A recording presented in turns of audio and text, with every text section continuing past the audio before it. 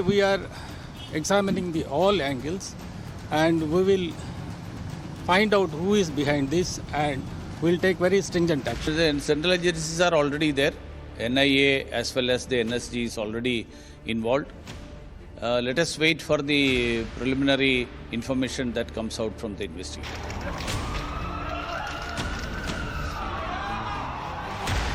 ये देश की सुरक्षा, संवेदनशीलता, सामाजिक सौहार्द तीनों के लिए खतरनाक है. We hear about these bomb blasts targeting one community, the Christian community. It is extremely terrible and very depressing.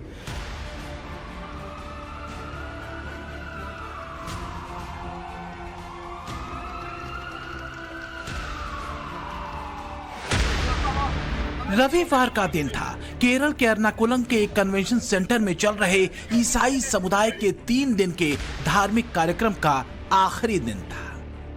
Convention centre में इकट्ठा लोग प्रार्थना कर रहे थे। करीब 2000 लोगों की इस भीड़ में महिलाएं और बच्चे भी थे। सुबह करीब 9:40 का वक्त हुआ था, तभी तेज धमाका हुआ।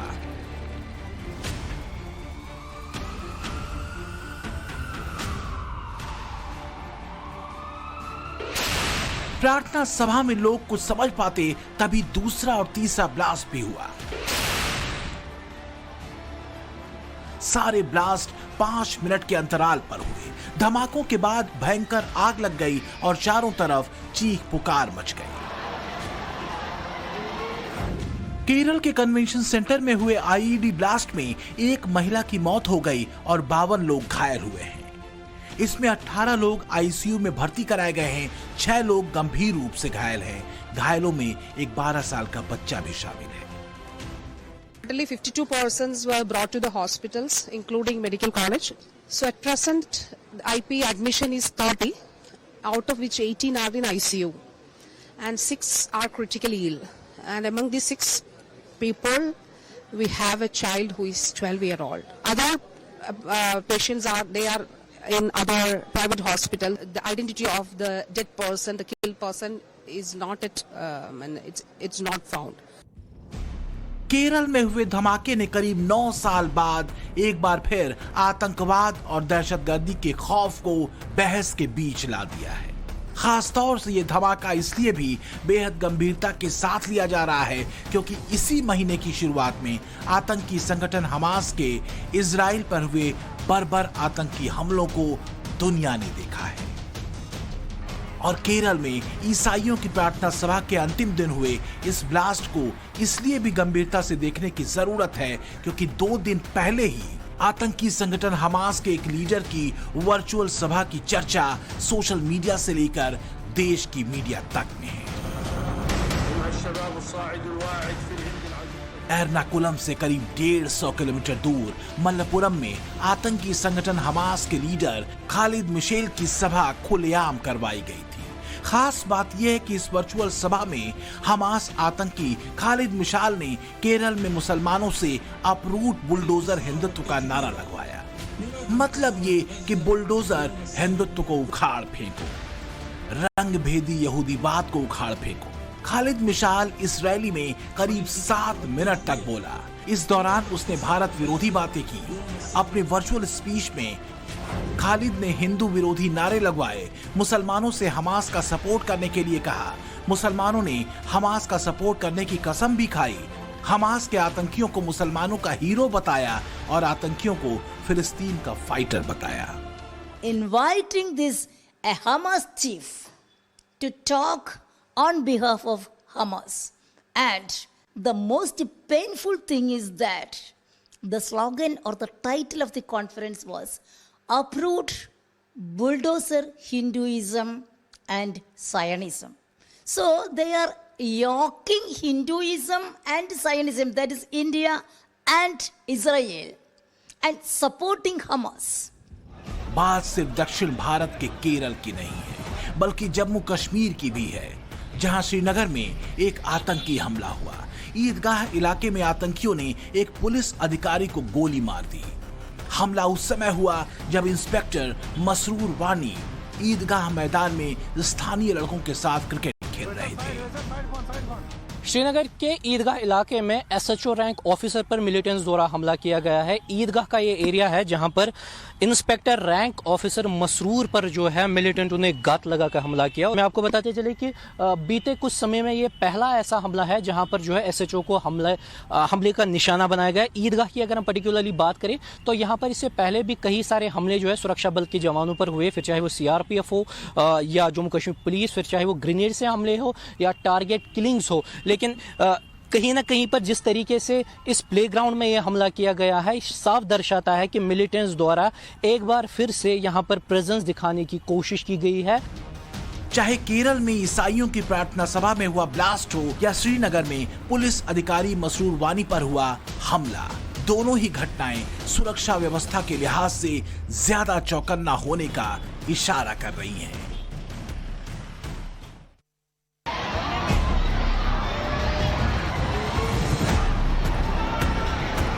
केरल ब्लास्ट के पीछे वास्तव में दिमाग किसका है और मंशा क्या है, इसका खुलासा तो एनआईए अपनी जांच में करेगी।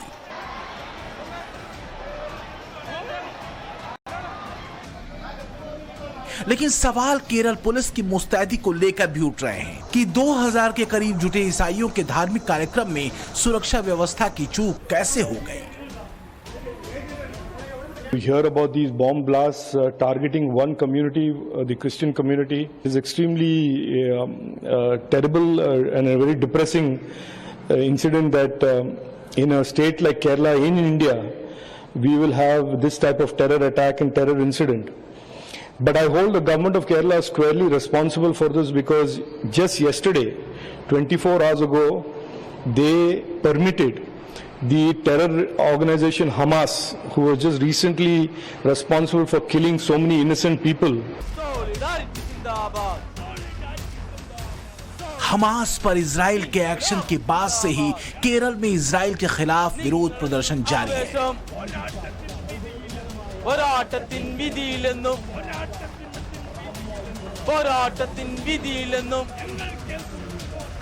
आतंकी संगठन हमास पर इजराइल के एक्शन के बाद से ही केरल में इजराइल के खिलाफ विरोध प्रदर्शन जारी है।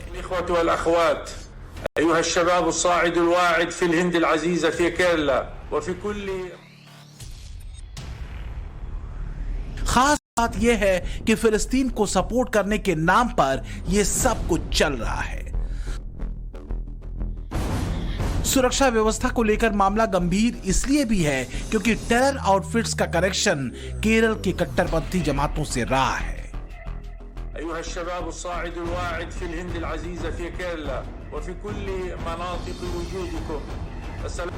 दिसंबर 2019 में केरल की 4 महिलाएं इस्लामिक आतंकी संगठन ISIS में शामिल होने के लिए गई थीं। इन महिलाओं ने अफगानी अधिकारियों के सामने सरेंडर किया था। इसी तरह नवंबर 2017 में केरल पुलिस ने यह खुलासा किया कि केरल के 100 से ज्यादा लोगों ने इस्लामिक आतंकी संगठन ISIS ज्वाइन किया था। जुलाई 2016 में यह भी खुलासा हुआ था कि केरल के 11 मुस्लिम युवा सीरिया में इस्लामिक आतंकी संगठन ISIS के कैंप में शामिल हुए थे। इसी साल जनवरी में NIA कोर्ट ने आतंकी मोहम्मद पोलाकन्नी को 7 साल की सजा सुनाई, जो कोझिकोड का रहने वाला है।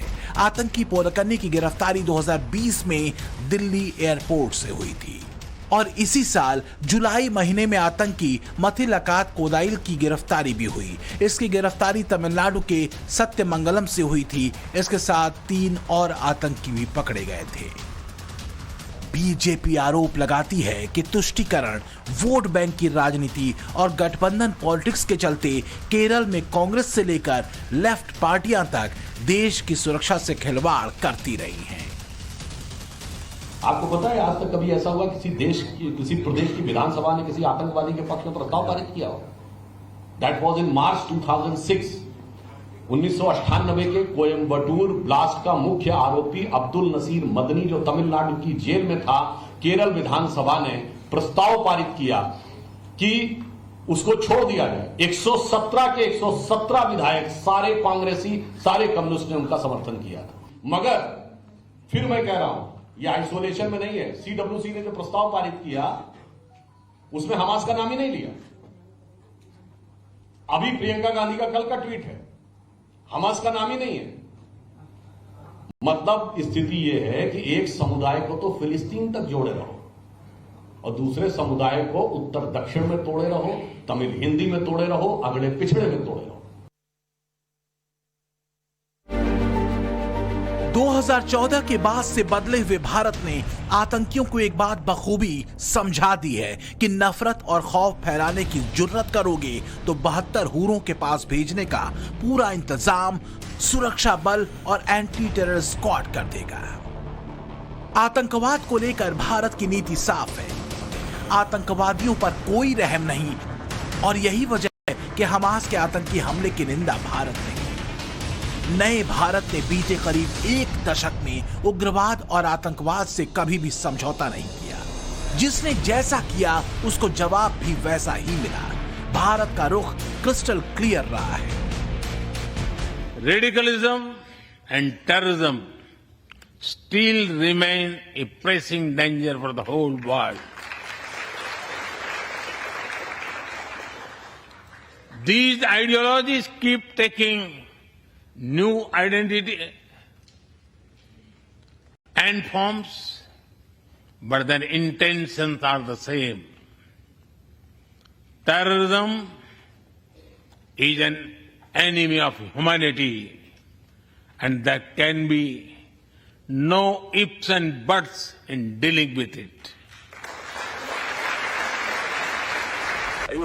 धर्मांधता की सबसे बड़ी दिक्कत यह है कि वो मजहबी चश्मे से इंसानों को देखता है।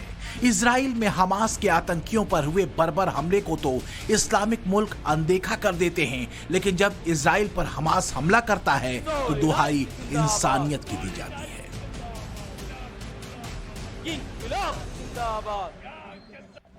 यही फितरत देश में आतंकवाद को डील करने वाली राजनीतिक पार्टियों की रही है। 2014 से पहले भारत में 10 बड़े आतंकी हमले हुए हैं। इसमें 26 से 11 मुंबई आतंकी हमला, 1993 का मुंबई सीरियल ब्लास्ट, 2002 का अक्षरधाम मंदिर पर हमला, 2005 में दिल्ली सीरियल बम ब्लास्ट, 2006 में मुंबई ट्रेन धमाके, 2008 में जयपुर धमाके, 2013 में हैदराबाद धमाके, 2001 में भारत की संसद पर हमला, समझौता एक्सप्रेस विस्फोट और अजमेर दरगाह धमाका शामिल है।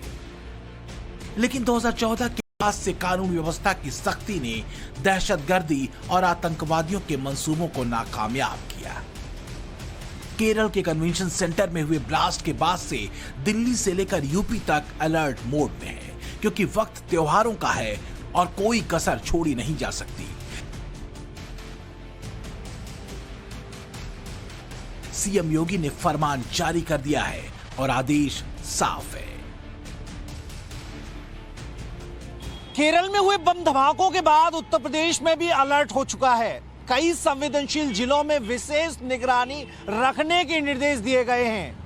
केरल में जिस तरह आतंकी संगठन हमास के लीडर के वर्चुअल संबोधन के मामले के बाद यह घटना घटी है, इसके बाद यूपी पुलिस भी इजराइल फिलिस्तीन जंग से जुड़े कार्यक्रमों पर नजर रखेगी। खासतौर से ऐसे कार्यक्रमों से वसूली जुड़ने वाले लोग पुलिस के रडार पर होंगे। तो वहीं सुबह करीब 9:30 बजे की घटी घटना के बाद केरल ब्लास्ट पर देर से ही सही लेकिन संवेदनशील संदेश राहुल गांधी और प्रियंका गांधी ने भी ट्वीट कर दिया। दोनों ने ही घटना पर खेद जताया और सरकार से सख्त कार्रवाई की मांग की। फर्क करना बहुत जरूरी है, वो ये कि मजहबी गोलबंदी के चक्कर में हम किसी आतंकवादी संगठन की हैवानियत को तो जायज नहीं ठहरा रहे। एक अलग तरह की हवा हमास इजराइल कॉन्फ्लिक्ट पर बनाई जा रही है। इसमें आगे बढ़कर मुसलमानों का रहनुमा बनने की होड़ है।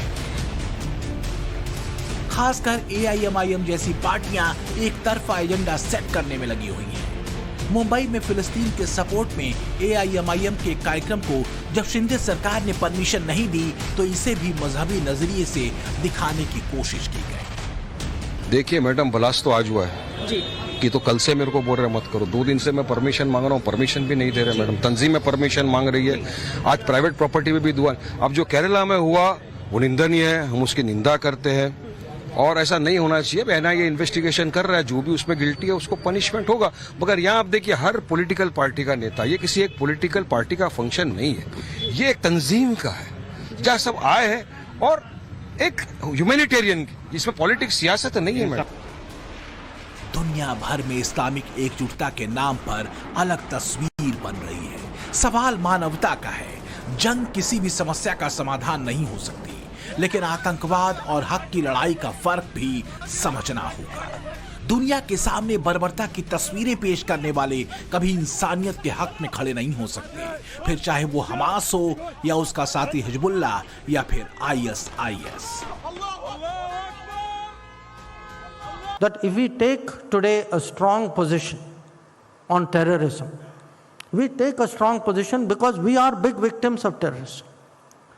We will have no credibility if we say, when terrorism affects us, it is very serious, but when it happens to somebody else, that is not so serious. चौकन्ना रहने की इसलिए भी सबसे ज्यादा जरूरत है क्योंकि इजराइल फिलिस्तीन जंग के बाद हमास जैसे आतंकी ग्रुप्स इस मामले को धर्म की लकीर से जोड़ रहे हैं ताकि बड़े पैमाने पर ध्रुवीकरण हो। सचेत इसलिए भी रहने की जरूरत है क्योंकि आतंकियों को पालने पोसने वाला पाकिस्तान अपने टेरर प्लान को एक्टिव कर सकता है। You will now suddenly start seeing a lot of lone wolf attacks. Other resistance groups across the world, that includes our JNK, our PFI, you will suddenly find that there will be a similar kind of attacks attempted. आतंकवाद पर भारत और PM Modi का stand clear है। आतंक को सिर्फ और सिर्फ आतंक मानना और उस पर कड़ा एक्शन लेना। भारत जानता है आतंक को कैसे कुचलना है और शांति के पक्ष में कैसे अटल खड़े रहना है। तभी तो चाहे आतंकवाद हो या फिर जंग, दोनों से ही निपटने में दुनिया भारत की तरफ ही देखती है। ब्यूरो रिपोर्ट, टाइम्स नाउ, नव भारत।